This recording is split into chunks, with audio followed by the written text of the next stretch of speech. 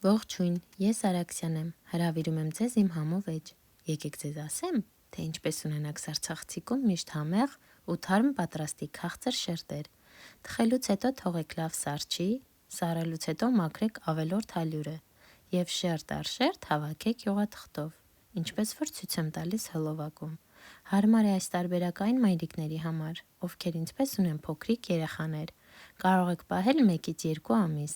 Ձեզ հետ կիսվում եմ ես միայն իմ փորձած տարբերակներով, եթե հոլովակս օգտակար էր, անտարբեր միացիր, հավանիր։